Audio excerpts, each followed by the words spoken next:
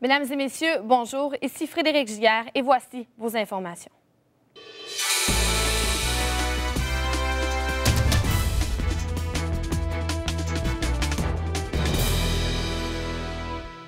Drame dans le monde du ski, un deuxième Canadien perd la vie cette année.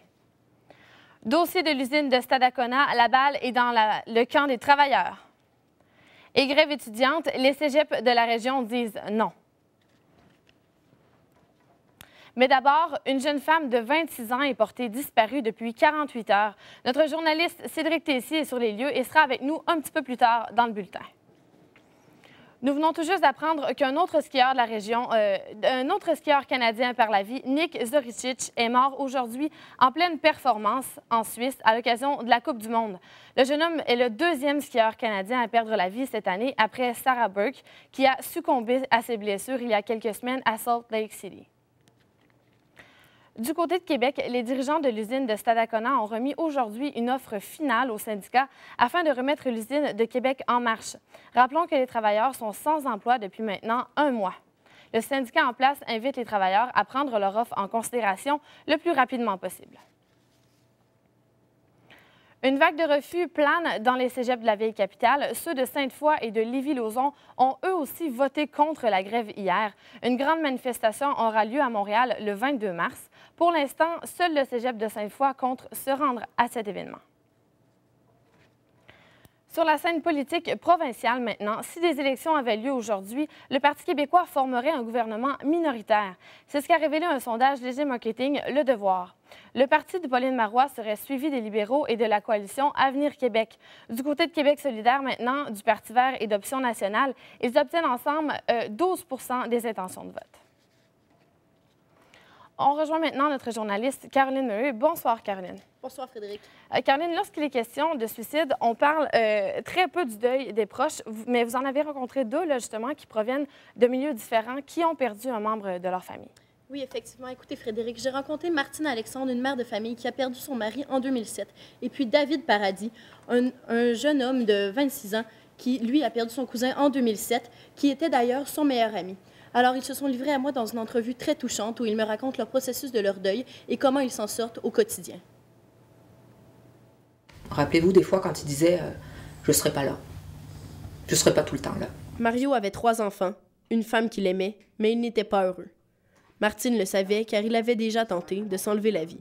Malgré l'incompréhension et le lourd deuil à traverser, cette mère de famille se console en se disant qu'au moins, son geste n'était pas entièrement inattendu. Le cadeau qu'il nous a fait, c'est de nous dire avant. Et comparé à d'autres familles où t'es 10 ans plus tard, puis tu te poses encore la question pourquoi, moi je le sais pourquoi. Et mettre une réponse à un pourquoi, ben déjà c'est un bon pas dans la guérison.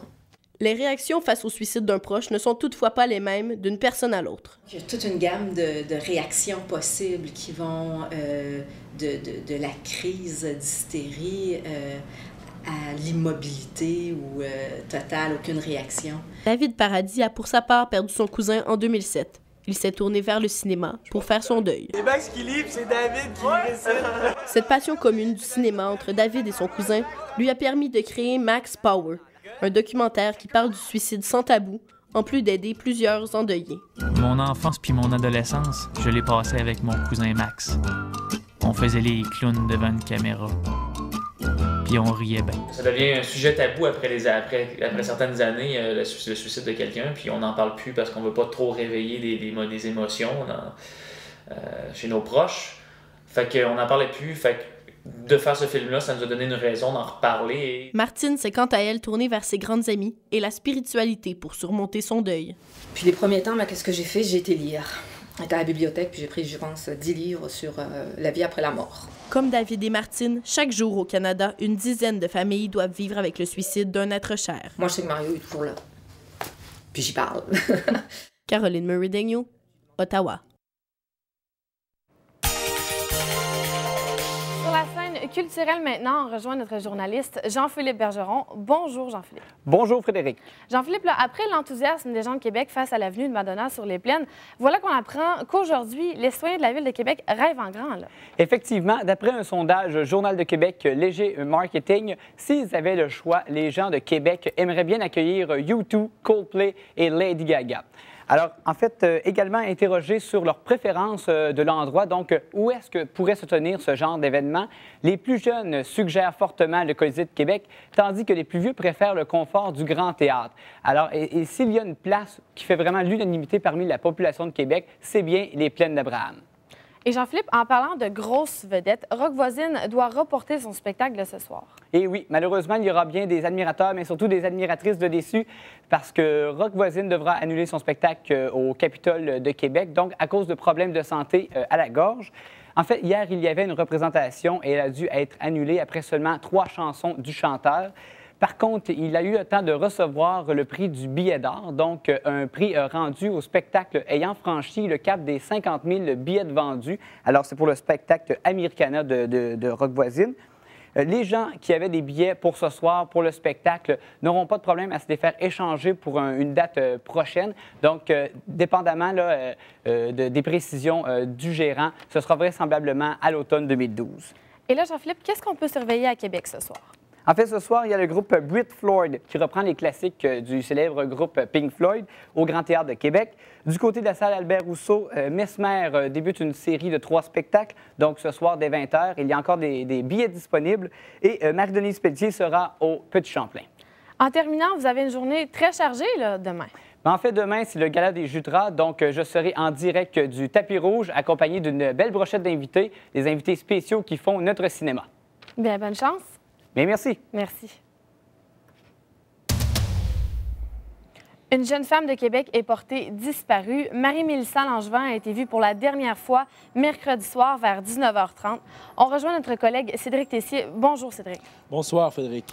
Cédric, Mme Langevin se promenait pourtant régulièrement là, à cet endroit. Absolument. Mme Langevin, âgée de 26 ans, est disparue dans le sous-bois qui se trouve tout juste derrière moi. Et comme vous l'avez dit, elle s'y promenait souvent, surtout avec son chien. Et c'est d'ailleurs avec lui qu'elle se trouvait lorsqu'elle est disparue. Elle quittait son domicile donc vers 19h30, comme vous l'avez dit, pour se rendre chez une amie.